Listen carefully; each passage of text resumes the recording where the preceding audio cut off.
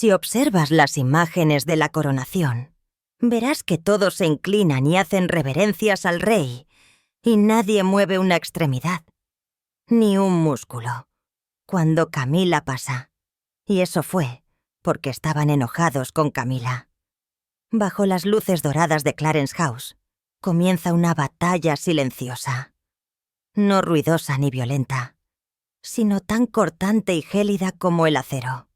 La reina consorte Camila, ejerciendo su influencia, impone severos decretos, manipulando incluso a los sirvientes más humildes para promover sus deseos ocultos. Sin embargo, no prevé el desafío de William, el heredero real, cuyo corazón aún lleva el recuerdo de su madre, Diana, rompiendo el silencio con una verdad inquebrantable. Y así surge la pregunta final. Cuando la luz atraviese los salones sombríos de la corte, el honor chocará con el poder, y solo uno se alzará triunfante. ¿Quién será el que caiga? El comedor de Clarence House, la residencia oficial del rey Carlos y la reina consorte Camila, había sido durante mucho tiempo famoso por su serenidad, una quietud que se asemejaba a la de un ritual sagrado. Incluso el más leve raspado de un cuchillo sobre la porcelana resonaba en el gran espacio, iluminado por una luz dorada clásica y enmarcado por pesadas cortinas de seda que se balanceaban suavemente con la fresca brisa otoñal que entraba por las puertas de cristal. En el centro se extendía una mesa de más de 8 metros de largo, cubierta con una impecable seda blanca adornada con oro. Cada cubierto seguía las normas de comedor reales con una precisión casi matemática. Cada vaso, tenedor y cuchillo de postre colocados en ángulos y distancias exactas hasta el último centímetro. Sin embargo, recientemente, algo dentro de ese refinado orden había cambiado. No era solo la colocación de la vajilla, era el aire mismo. La cena, que una vez fue una tradición familiar tranquila compartida entre la realeza y los asistentes de confianza, se había convertido en una inspección tensa, una muestra tácita de dominio disfrazada de restauración de la estricta disciplina para la monarquía moderna.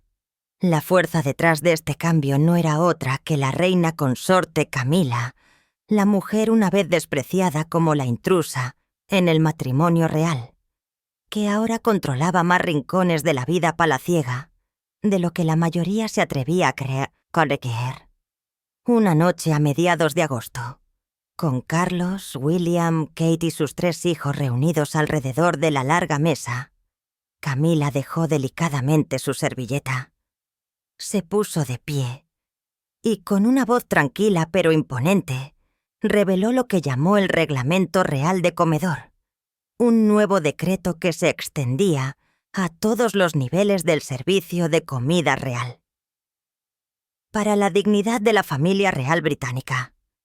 Ella declaró, a partir de hoy, cualquier incumplimiento de la etiqueta o el servicio, ya sea un utensilio mal colocado, un discurso inapropiado, un teléfono que suena, una tos o cualquier exhibición considerada desagradable, resultará en una deducción inmediata del salario semanal.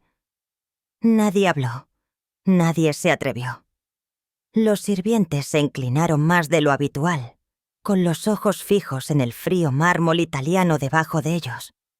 William y Kate intercambiaron breves miradas de incredulidad, no porque el concepto de disciplina fuera nuevo, sino porque tal regla se había introducido sin previo aviso y entraría en vigor de inmediato. Camila reanudó su asiento, colocó su servilleta cuidadosamente en su regazo y sonrió levemente, como si acabara de establecer el primer pilar de un nuevo orden real, uno gobernado por la obediencia y, lo que es más importante, el miedo a represalias financieras.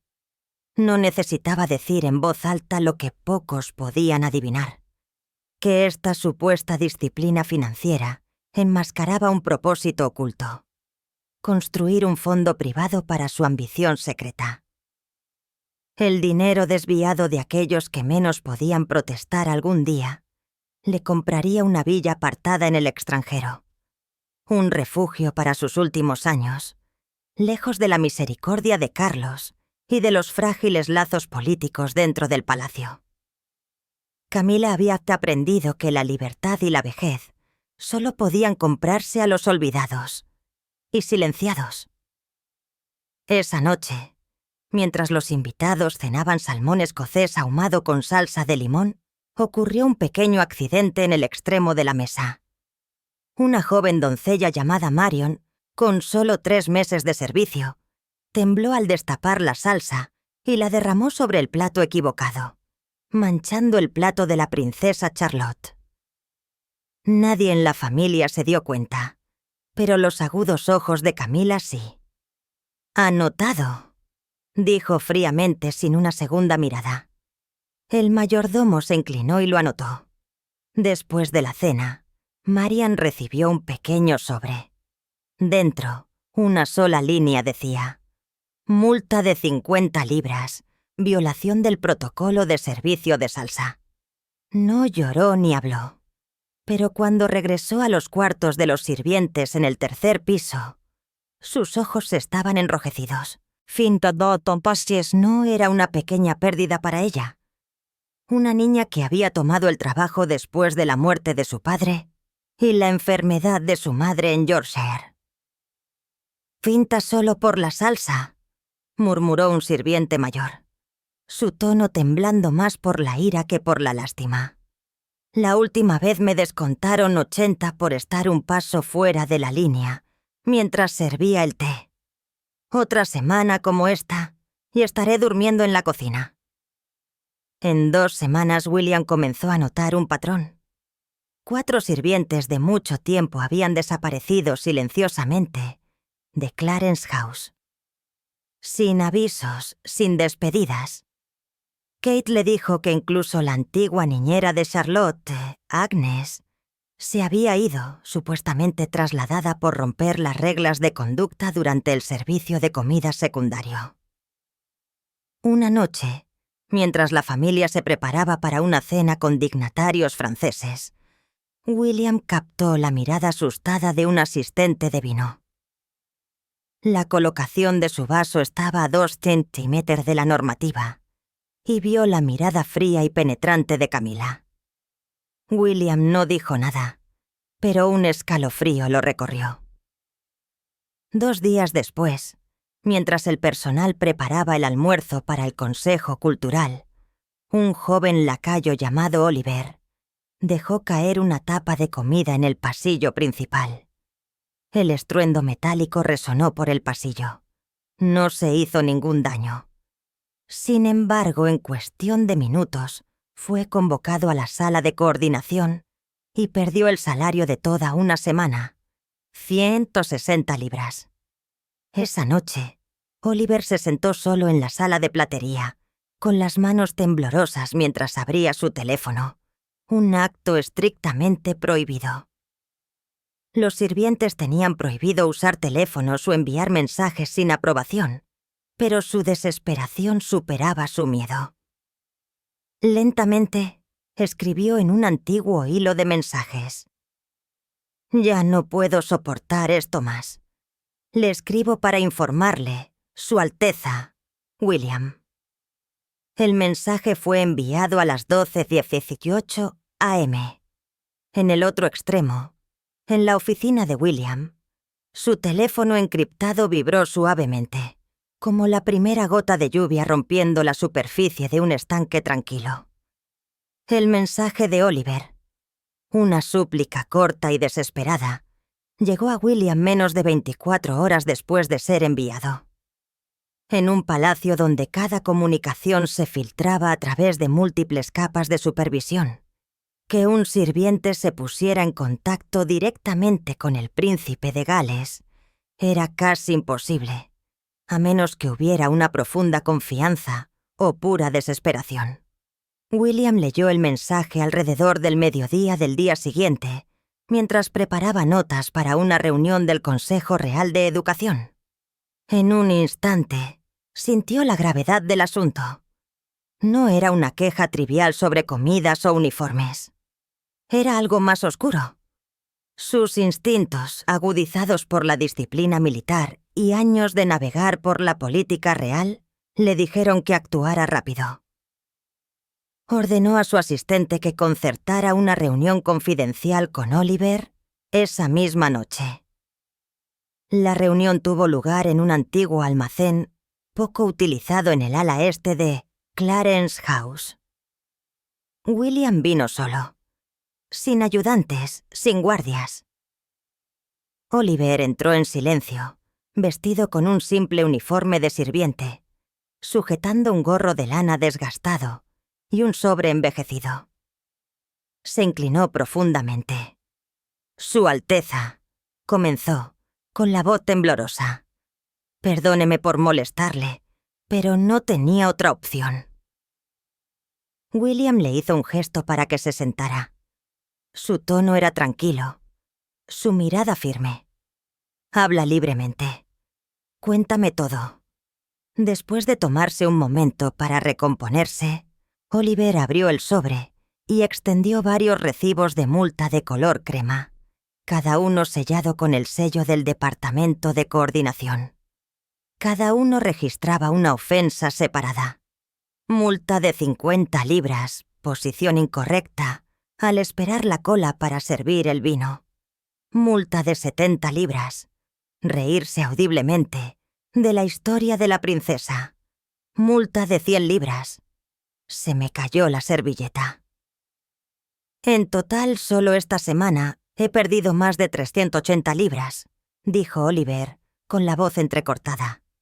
Otros han perdido aún más.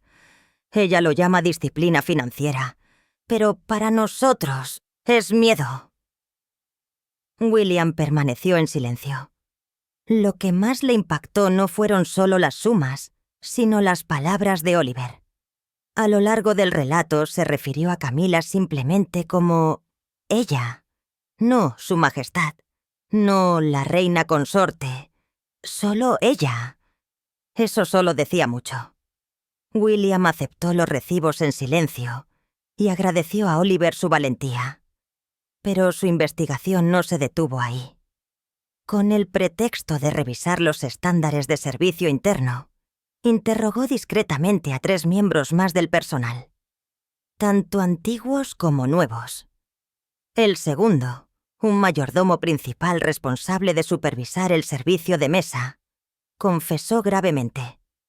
En el pasado, los errores merecían primero una advertencia verbal.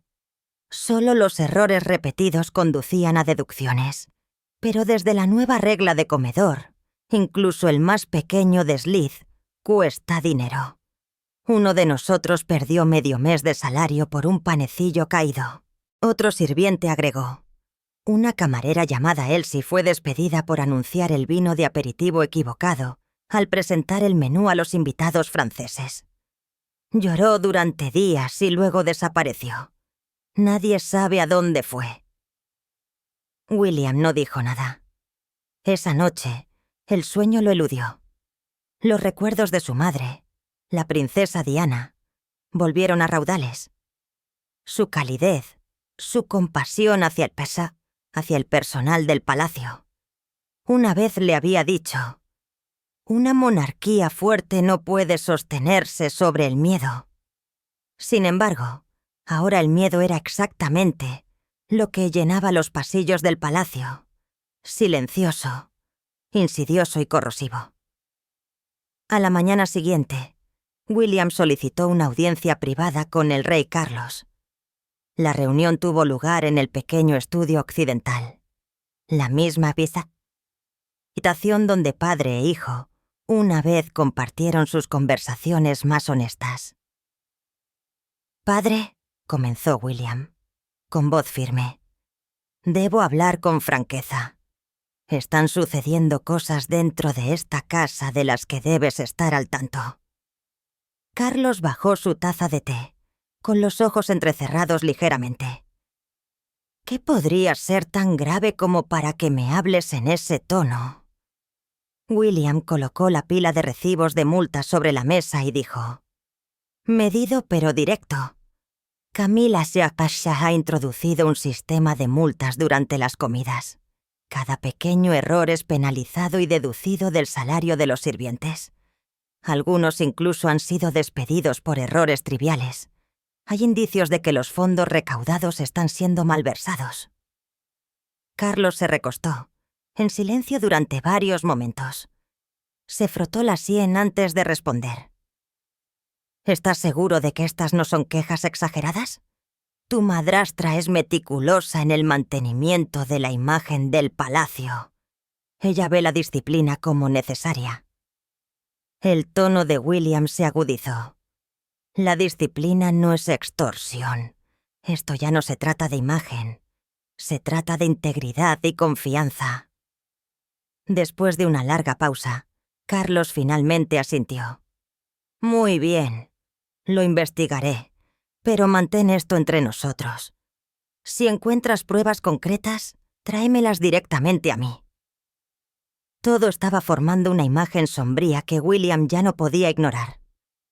Como heredero al trono, sabía que un palacio no podía sostenerse si la corrupción se enquistaba bajo su superficie pulida.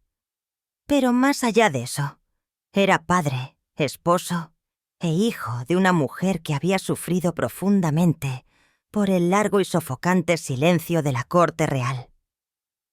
Se negó a volver a ser ese tipo de hombre silencioso.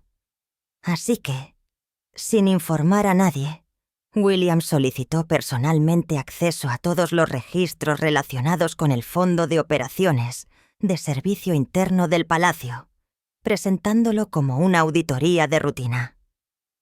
En 3 horas, los documentos llegaron. Pero eran poco más que hojas de cálculo enigmáticas e índices incompletos, con un código tan enrevesado que parecían deliberadamente opacos. William pasó toda la tarde en su escritorio, examinando metódicamente cada columna, cada fecha, cada entrada de ingresos y gastos. Había sido piloto, acostumbrado a leer mapas y calcular coordenadas con precisión. Esta tarea se sentía muy parecida como dirigir un helicóptero a través de una densa niebla, siguiendo débiles rastros hacia una verdad oculta. Entonces, después de unos pocos filtros de datos rápidos, apareció un número en su pantalla que hizo que su estómago se encogiera. 48.320, registrado como la suma total recaudada por ajustes financieros, por violaciones de las normas de servicio en menos de 3 meses. Las cejas de William se fruncieron. Escribió un comando para rastrear el destino de los fondos. El resultado lo inmovilizó. Nada del dinero había regresado al fondo principal del palacio, ni se había utilizado para mejoras de equipo. En cambio, se había transferido por completo a una subcuenta etiquetada como CRQ, Fondo de Mejora Estándar, con un solo nombre autorizado para la aprobación de gastos. Camila Parker B.S., reina consorte. Durante varios segundos, William se quedó inmóvil. Su mano se cernió sobre el teclado, no porque no lo hubiera sospechado, sino porque ahora estaba irrefutablemente confirmado. Inmediatamente llamó al jefe de contabilidad del palacio. «Explíqueme», dijo William, con un tono tranquilo pero agudo. ¿Por qué todo el fondo de penalización ha sido redirigido a una cuenta separada? Hubo una pausa en el otro extremo antes de que el contador respondiera con cautela. Su Alteza. Esa directiva vino de la oficina de la reina consorte. Ella ordenó que todas las multas del Departamento de Servicio clasificadas como violaciones de la etiqueta de la mesa se consolidaran en esa cuenta. El documento dice que el propósito es mejorar los estándares operativos, aunque no se han registrado gastos reales. «¿Mejora?», repitió William, con la voz teñida de incredulidad. «¿Así que mejoró los estándares drenando los salarios de sus sirvientes?». El contador permaneció en silencio, tal vez dándose cuenta de que no había más espacio para el engaño. Esta vez, William no depositó su fe en vagas garantías de mayor supervisión, ni siquiera de su padre. Necesitaba pruebas tangibles e innegables que no pudieran ser tergiversadas, ocultadas o enterradas bajo palabras pulidas y autoridad real. Quería la verdad, cruda y sin filtros. Y si yacía o enterrada bajo las capas de engaño que Camila había construido cuidadosamente, estaba preparado para acabar hasta encontrarla. Esa misma noche, William formó discretamente un pequeño equipo de investigación independiente, compuesto únicamente por un hombre en quien confiaba por completo. Tobias, un analista financiero del Tesoro Real. La misión era clara y simple: rastrear cada centavo del fondo de penalización bajo el control de Camila. «Necesito saber exactamente a dónde va el dinero, quién lo recibe y por qué», instruyó William con firmeza. En 48 horas, Tobias regresó con sus hallazgos. Se reunieron en una habitación apartada en el Palacio de Kensington, lejos de cualquier oído curioso. Tobias no perdió tiempo. Todos los fondos, desde pequeñas deducciones hasta varios cientos, se están consolidando y transfiriendo a una cuenta bancaria en Tailandia. Un frío escalofrío recorrió a William. La cuenta estaba registrada bajo una empresa fantasma, pero no tardó mucho en descubrir la verdad detrás de ella. El verdadero controlador era Camila. Ella había canalizado los fondos al extranjero para evitar el escrutinio interno y la siempre curiosa prensa británica. «¿Por qué Tailandia?», preguntó William bruscamente. Tobias respondió con calma: «Porque es un conocido refugio para inversiones discretas entre la élite.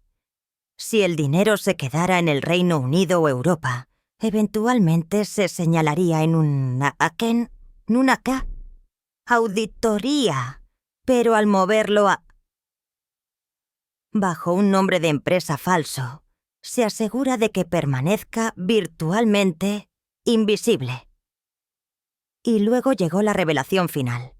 Según los documentos de transacción adjuntos, los fondos de la cuenta tailandesa se estaban retirando constantemente y canalizando a un proyecto inmobiliario privado en el sur de Inglaterra, una villa en construcción, registrada fuera de la lista de propiedades reales.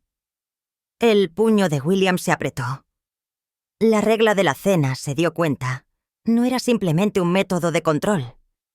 Era un mecanismo financiero disfrazado de disciplina, una forma de desviar dinero de aquellos que menos podían resistir. Todo para financiar el sueño personal de independencia de Camila.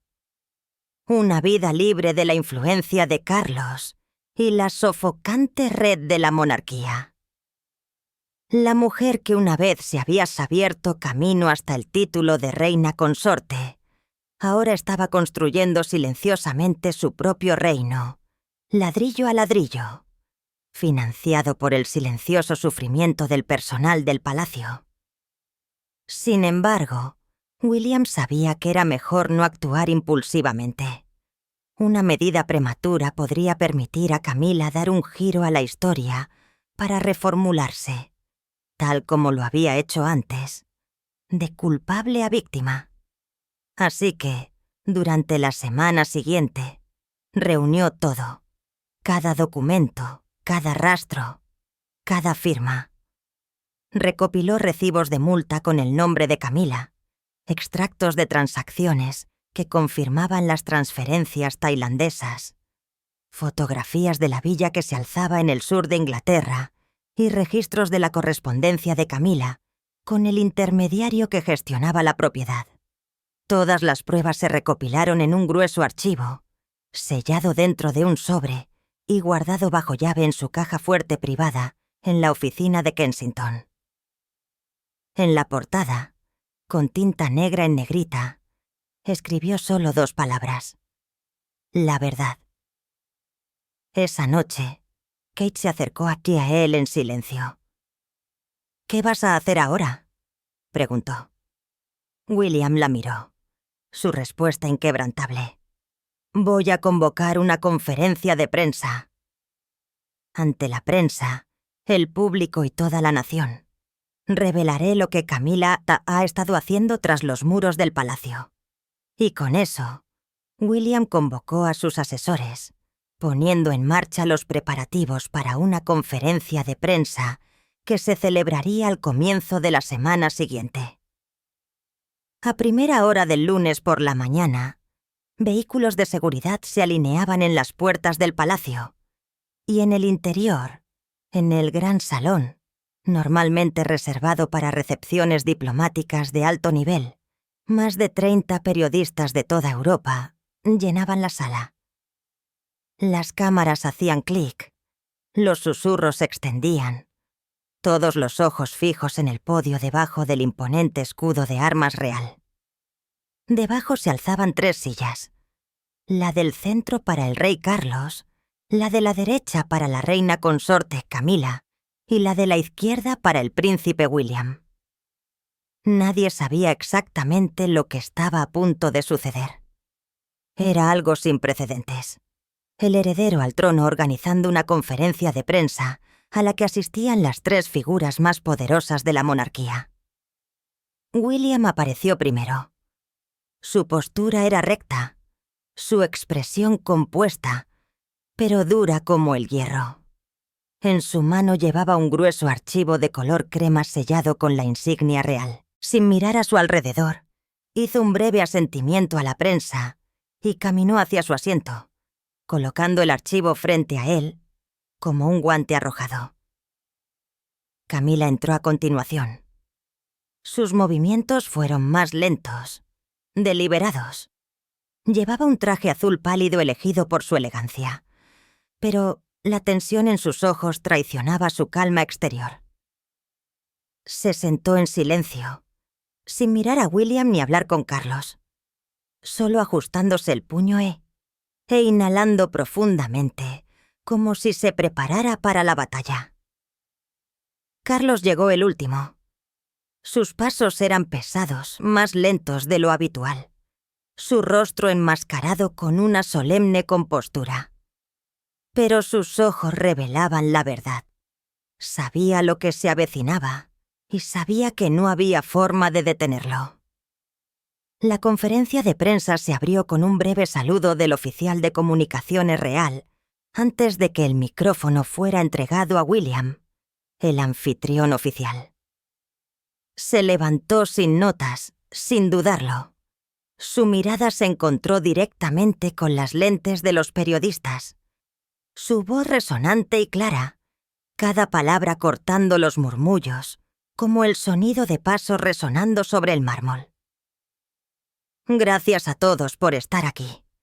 Estoy celebrando esta conferencia de prensa, no por agravio personal ni por conflicto privado, sino porque creo que la verdad debe presentarse ante el público, ante la historia y ante la propia familia real. Hizo una pausa. Carlos mantuvo los ojos bajos. Camila se sentó erguida, con las manos fuertemente entrelazadas, su pulgar presionando contra su dedo, una señal reveladora de tensión. La verdad a la que me refiero, continuó William, concierne a la gestión del Fondo de Operaciones Internas en Clarence House. En los últimos 3 meses, he observado serias irregularidades y he llevado a cabo una investigación discreta. Camila se inclinó hacia su micrófono, con una ceja levantada bruscamente. ¿Qué estás sugiriendo exactamente, William? ¿Que algunos errores de contabilidad menores equivalen a un escándalo real? William no le respondió directamente. Abrió el archivo, levantó el primer documento, un informe A3, y lo sostuvo para que las cámaras lo vieran. Esta es la auditoría financiera que encargué de forma independiente. Afirma claramente que en solo 3 meses se dedujeron más de 48.000 polos de los sirvientes como sanciones por violaciones de servicio. Nada de eso se reinvirtió en mantenimiento, capacitación o operaciones del palacio. En cambio, todo se transfirió a una cuenta privada en Tailandia. Jadeos y murmullos ondearon por la sala. Una docena de periodistas buscaron sus teléfonos para grabar. Carlos finalmente levantó la vista. Su rostro pálido, no por incredulidad, sino por la conciencia de que esas palabras, ahora pronunciadas públicamente, nunca podrían ser retractadas. Camila inclinó la cabeza ligeramente, apretando los labios. Aún así, su voz se mantuvo compuesta. ¿Tailandia? William, ¿te das cuenta de lo absurdo que suena eso? No he pisado ese lugar en años. William esbozó una leve sonrisa, sin humor. Cierto, no tenía que ir allí. Todas las transacciones se realizaron digitalmente. Aquí está el extracto bancario tailandés que muestra cada transferencia que se origina en el fondo de penalización. La cuenta está registrada a nombre de una empresa fantasma, pero el destinatario final es inconfundible. Malcolm Harrow, su antiguo asesor político de sus días de embajadora. Por primera vez, Camila vaciló. Sus ojos parpadearon rápidamente, buscando ya sea un recuerdo o una estrategia. Pero antes de que pudiera hablar, William continuó. «Y aquí», dijo, revelando otra hoja, «está la escritura de propiedad en Cornwall. Elbra Estate, una villa actualmente en construcción, financiada en su totalidad con retiros de esa misma cuenta. El sitio está equipado con cámaras de seguridad e incluso un túnel privado que conduce directamente al mar». Camila se movió como si se preparara para levantarse, pero la voz de William cortó la tensión. «Sé que planea negar esto, pero tengo más pruebas. Correos electrónicos internos de su oficina firmados por Camila Parker B.S., instruyendo al contador para que lleve a cabo estas transferencias mensuales. Cada mensaje incluye una sola nota recurrente: financiación de la norma de la cena, dispersar según lo programado». El silencio invadió la sala. Incluso Carlos, que una vez habría intervenido, permaneció inmóvil. William bajó el tono, cada palabra deliberada, inflexible. «Castigaste a los sirvientes con tu supuesta disciplina. Recaudaste sus salarios con el pretexto del orden. Luego enviaste ese dinero al extranjero para construirte un refugio privado, preparándote para el día en que dejarías atrás este palacio. Pero lo que no pudiste ver, Camila, es que aquellos a quienes aplastaste bajo el silencio algún día harían oír sus voces». Se giró hacia ella por completo. «¿Tienes algo que decir?» Camila no lo miró ni a él ni a Carlos. Sus ojos estaban fijos en el documento que tenía delante, donde la línea incriminatoria, financiación de la norma de la cena, estaba impresa en negrita. Supo en ese instante que no quedaba defensa alguna. Sus labios se movieron ligeramente, pero no salió ningún sonido. William no la había silenciado. La verdad misma lo había hecho. La conferencia de prensa terminó en una quietud insoportable. Carlos se levantó primero, sin decir nada, sin ofrecer una mano para ayudarla. William se fue el último, con la mirada fija hacia adelante, su paso firme, como si llevara todo el peso de lo que había desatado. A partir de ese día, la familia real nunca volvería a ser la misma. La conferencia de prensa de ese día, aunque terminó sin ninguna declaración real formal, reverberó mucho más allá de cualquier decreto oficial emitido en la era moderna.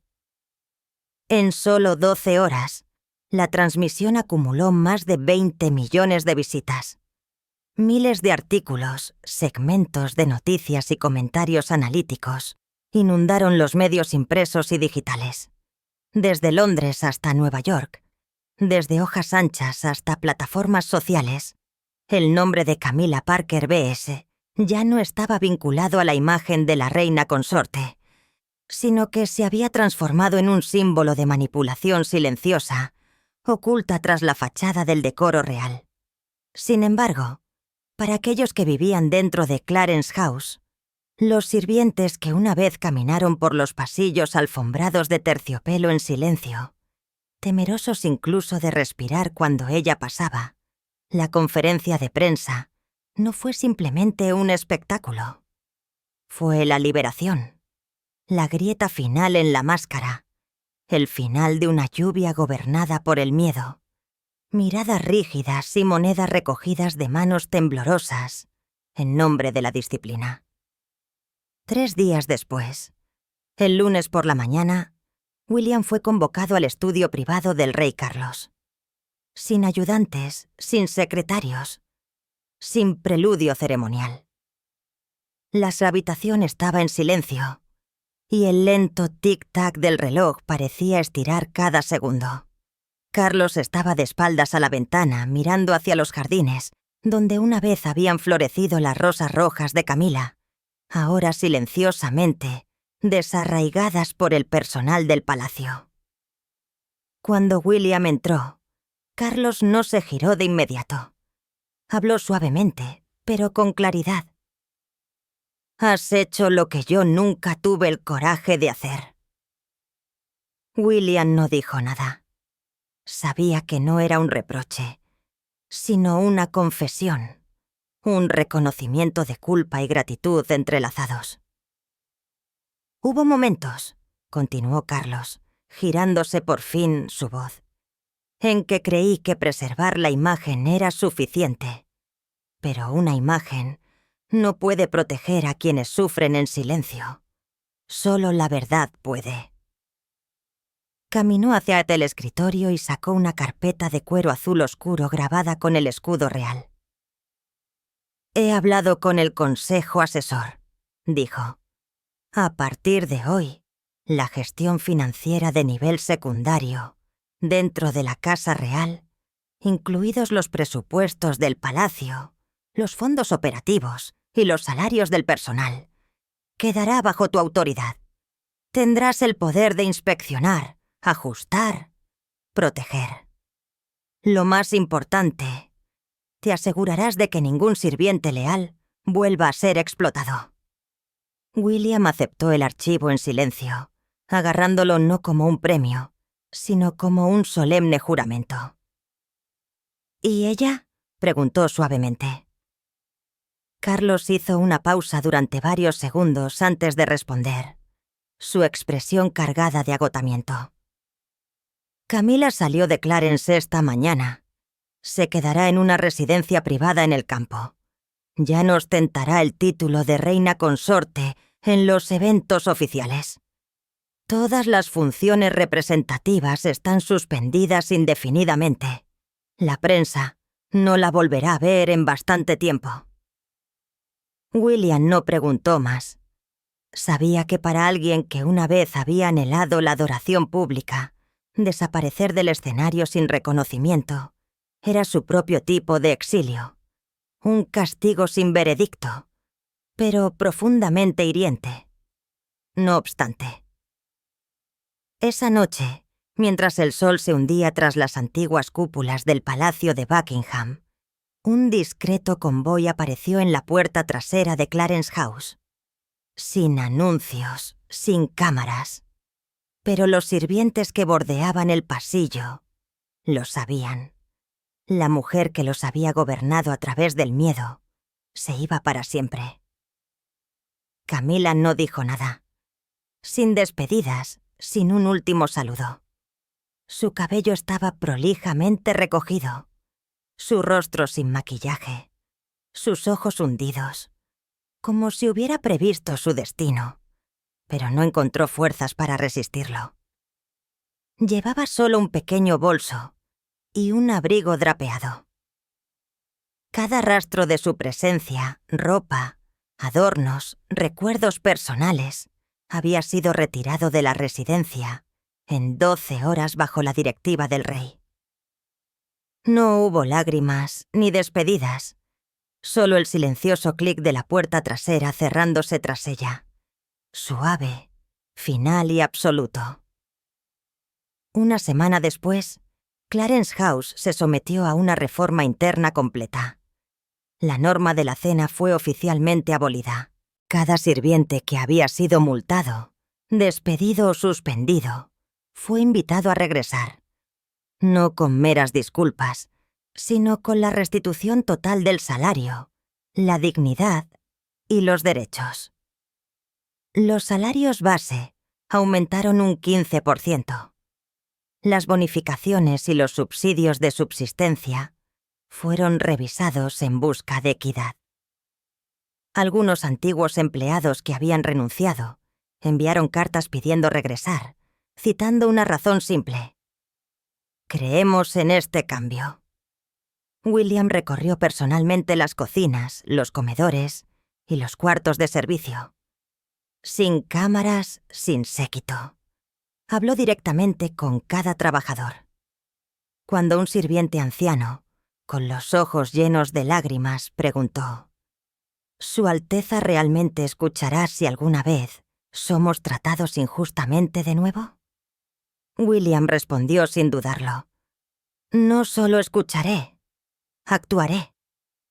Un mes después, cuando la agitación comenzó a calmarse, los medios globales cambiaron su tono. Una vez descrito como el príncipe reservado carente de resolución, William ahora era aclamado como el guardián de la integridad de la corona. The Times publicó un reportaje de fin de semana que mostraba a William inclinándose para estrechar la mano de un anciano sirviente que regresaba. Una fotografía desprovista de grandeza o protagonismo, pero lo suficientemente poderosa como para conmover a millones. En cuanto a Camilla, desapareció por completo. La villa Cornwall permaneció abandonada. El túnel marítimo fue desmantelado por las autoridades locales por violaciones regulatorias. Todos los activos vinculados al fondo mal utilizado fueron congelados y puestos bajo investigación. Los rumores sugerían que ahora vivía sola en una pequeña casa de campo sin asistencia, sin ayudantes. Otros afirmaban que había buscado tratamiento psicológico en Suiza. Cualquiera que fuera la verdad, la gente hablaba de ella solo en tiempo pasado. Una pequeña lluvia terminó en silencio. Una tarde lluviosa de otoño, mientras William se preparaba para dar la bienvenida a los invitados escoceses, pasó por el gran comedor, una vez el escenario de control de Camilla. La larga mesa brillaba bajo manteles frescos y una luz suave. Pero el aire había cambiado. Sin miradas temerosas, sin respiraciones contenidas cuando una copa se colocaba ligeramente descentrada, solo risas educadas, el suave tintineo de los cubiertos y paz.